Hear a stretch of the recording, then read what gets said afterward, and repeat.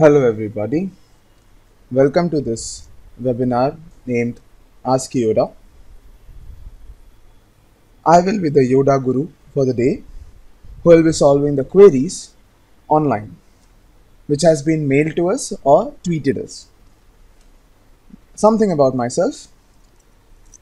I have a corporate training experience of more than 10 years. Plus I have conducted batches for more than 50,000 corporate professionals, over 1,500 companies across India, for the softwares of MS Office such as Word, Excel, PowerPoint, and many more.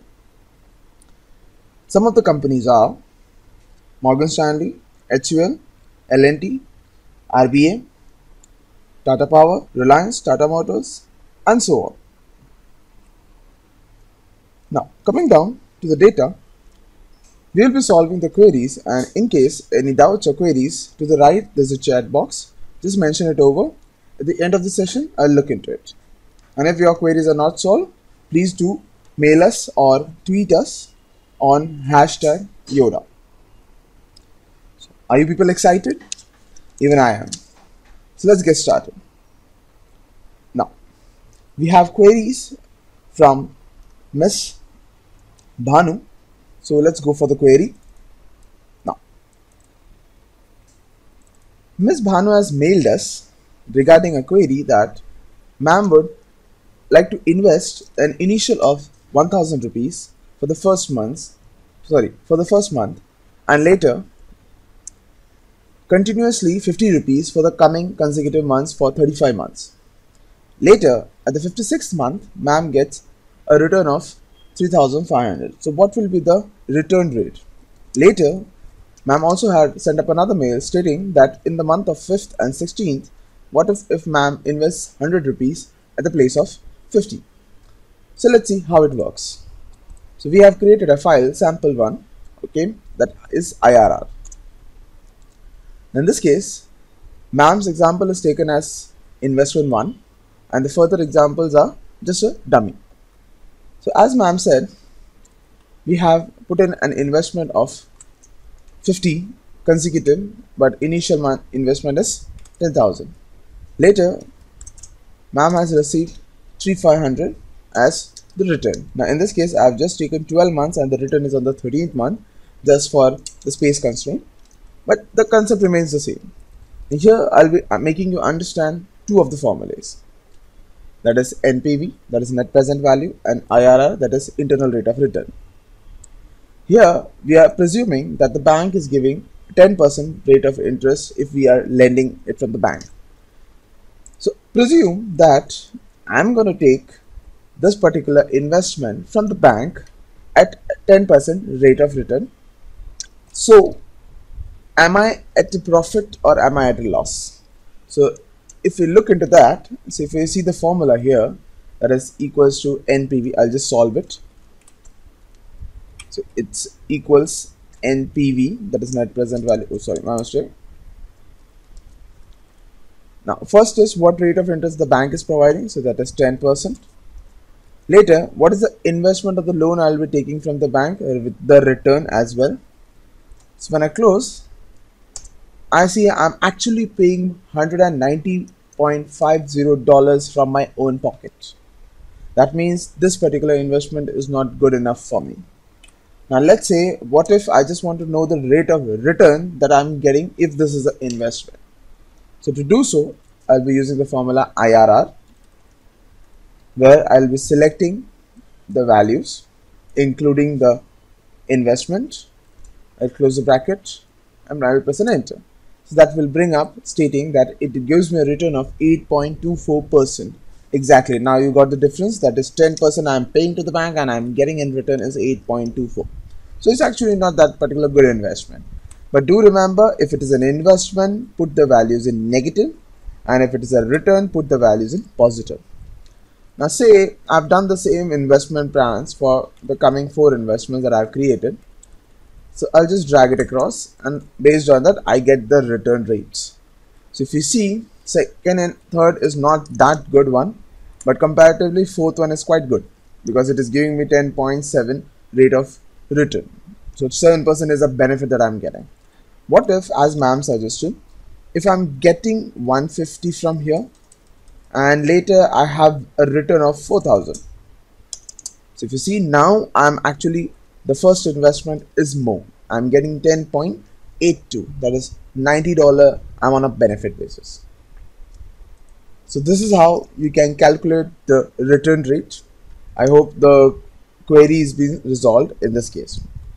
So let's move on to the second query. Now, second query was been given by Mr. Sandeep. So let's go to the query. So Sandeep is a BPO. Sandeep works in a BPO and is playing a role of HR. Is playing a role of HR.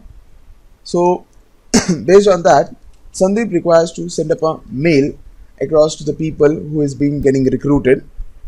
Now the question is, the data is in Excel and how to bring it.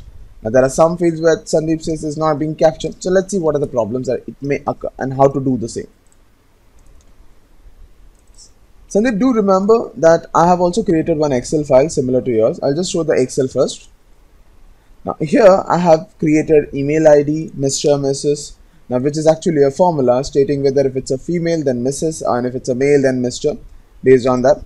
First name, last name, the date of joining, the mail IDs on which the mail has to be sent. Now this is something that should be there in Excel. Then only MS Word can understand this particular parameter. Yes, exactly. You have heard it right. I will be covering MS Word in this case as well, because this example or this query requires MS Word as well into this. Then the salary, then additional benefits. I don't go with the numbers. These are all hypothetical numbers. Coming down further, the dates, because there will be a problem when we pull up the dates that we will be seeing in the query itself. So I'll be saving this. Now let's see a sample that it will look like. So this is a sample that I'm expecting. So where I have the name, I have the dates. If you see the date, this is how the date will look like. The salary details and later the thanks given. So in this case, if I want to make this, if you see, it's actually an imported field. I'll show you. Just a sec. Mail merge. Okay, my mail merge has been scrapped out. Okay, no issues. I will show it how it is to be done. So let's see how it is done. So I'll be using the little template that I have created. Now here, wherever you see the underline or underscore, that's where I want to put in the data. So what I will be doing is, first I have to interlink my Excel with MS Word. So to do so, I'll be using the mail merge option. Under mail merge, start mail merge, we'll be select recipients. From there, I'll be using use an existing list. I'll navigate myself to the folder where my Excel file is maintained.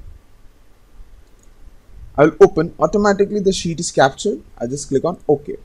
Now, just for my confirmation part, I'll also go to edit recipient list, which will actually give me a thorough confirmation that all the fields have been imported directly.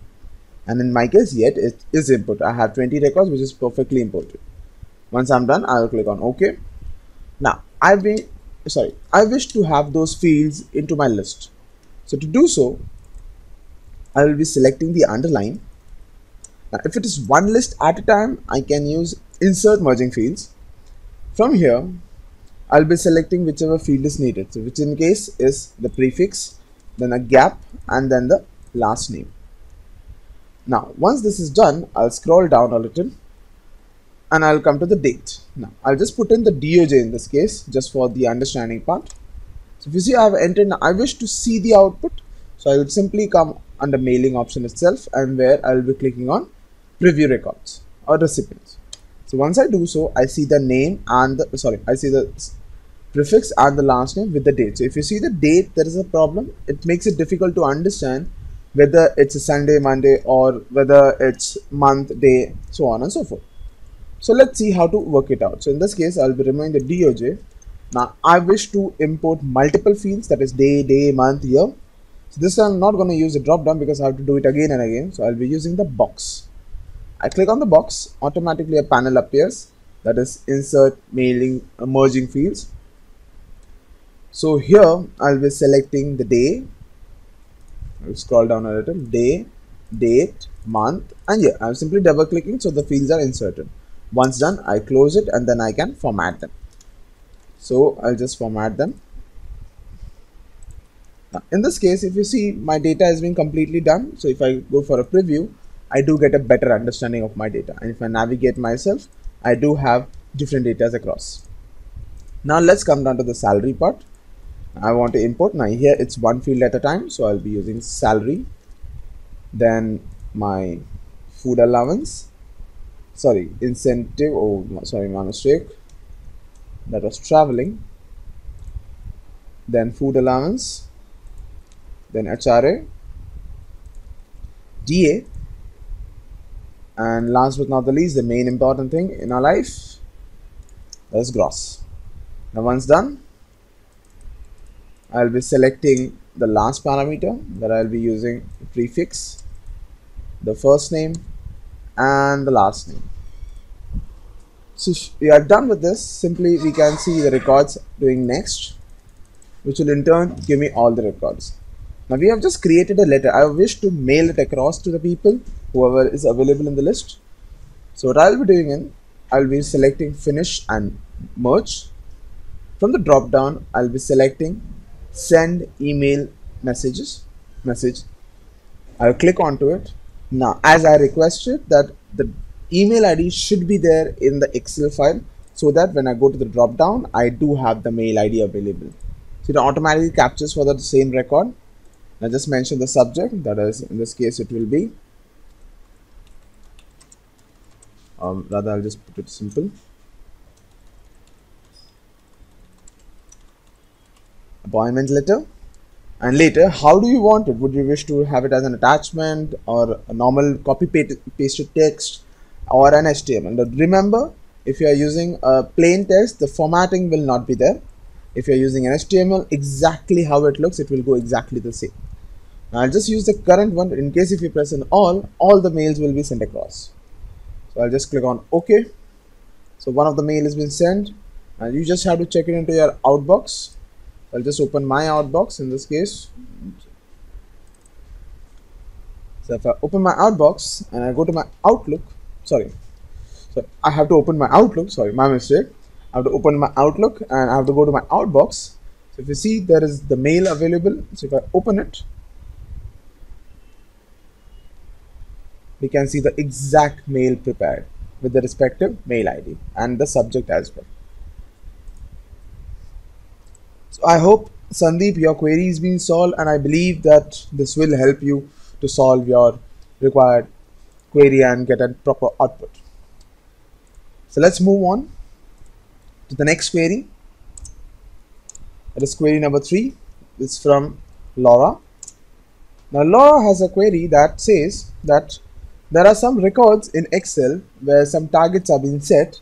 So Laura requests to have a highlighter on the same if it is today's target. So let's see how it is to be done. So in this case, I'll be using a conditional formatting. So I'll just open the file.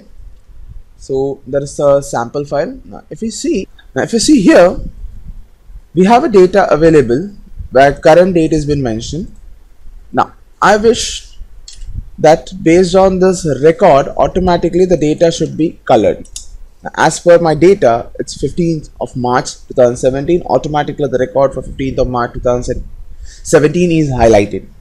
Now how to get this thing done is what we are going to learn. Now do remember, I'll be using in this case is absolute referencing and mixed cell referencing. If you are not aware of it, you may go to our website YodaLearning, and there you can tune into Excel Ninja where it was explained in an in-depth order. So yeah, I'll be covering it over here. Now let's try how to do this in an Excel. So we'll be using unsolved. Here I wish to select all the data because selection is a compulsory part in conditional formatting. So we do not use Control A in this case because Control A do not select from the initial cell, and we require the selection from the first cell of our heading. So we'll be using the shortcut, that is Control plus Shift plus hash. So I'll do the same. If in case you are using the keyboard, you can use the number 8. So once done, the selection is through. Now we may go to Home, Conditional Formatting. Now before going further, I have punched in today's date Okay, sorry for that. I'll just change it from today's date, that is 15th. Okay, I'll do the same again. Now once done, I'll simply go to home, conditional formatting, new rule. I'll click on use a formula to determine which cell to be formatted, where I'll be punching in my values. The first condition is equals to. This particular box will only understand two values, that is true or false. So whatever kind of conditions you put in has to have a response of yes or no. Now I have to compare the particular date, that is the exact reference, that it will come with a dollar, should be equals to the dates available in this particular field of DOJ. Now to remember, my selection starts from the heading, so my condition or the comparison also starts from the heading. So I will click on F3, but the condition is only applicable for F, not the cell F3. So I'll be removing the dollar from the number 3. Once done, I'll go to the formatting, I'll go to fill, and from there I'll give a color that I wish to highlight onto. Once done, I'll click on OK and I'll confirm it. So automatically the record gets highlighted, which makes it easy for me to understand. Now what if I want all the records to be sorted in such a way that all red color should be at the top? Now let's come down to data and click on sort button. Now do not have to select all the tables, because when you go to the sorting option, automatically the table gets selected. Now from here, the sort by option, which is in the columns, we do not have to select any of the parameter because color is applied in all the fields. Just remember, the value should not sort on should not be value, it should rather be cell color.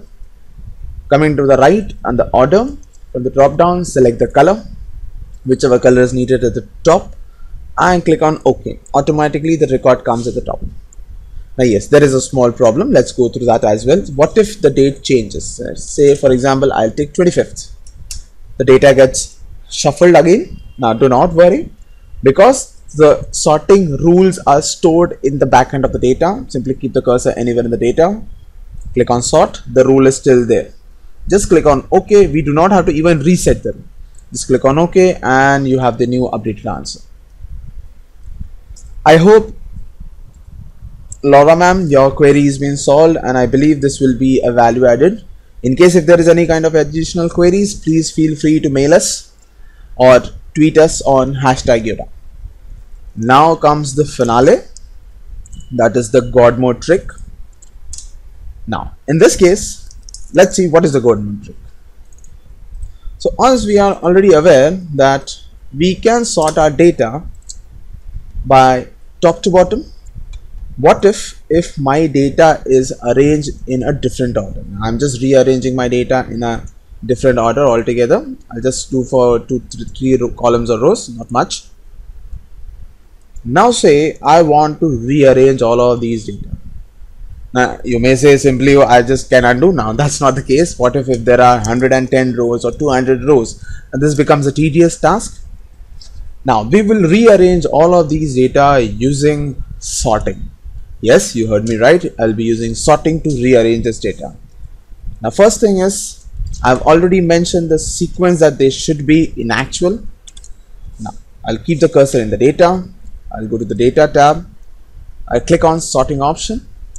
Now currently it says rows because I've changed it. I'll just make the settings over here. Now normally if you see in the earlier session, it has columns. Now we do not want to sort the records, we do not want to sort this table as column. We want to sort it by row recordings. So do so, just simply go to the option tab. As you saw earlier, rather than putting it top to bottom, just replace it to left to right. So as soon as you click OK, the column converts into a row, and just from the drop down select the row which has the sequence. So in this case it is the first row. Once done, click on OK. Automatically the records are get sorted. Now say for example I want to format them. Simply select Ctrl A, go to the home tab, formatting, and under formatting you can have this option called auto fit to column width, which will in turn adjust all the fields. Now the the hotkey for the same is Alt HOI. Now do remember, hotkey means pressing one key after the other. It is not like a shortcut pressing them simultaneously. So that was the God mode trick, and that was the takeaway for the day. I hope this session was, or the webinar was, value added. and I'm hoping that you people will be tuning back for the next session that will be conducted same day, same time, that is the coming Wednesday at 7 p.m. If there is any kind of updates also, we will surely keep you updated via mail or tweet. So be in touch. Hope we meet soon. And if there is any kind of queries or doubts, please feel free to tweet us at hashtag AskYoda, or you can put us a mail on hello@yodalearning.com. Happy learning. Keep practicing. Thank you.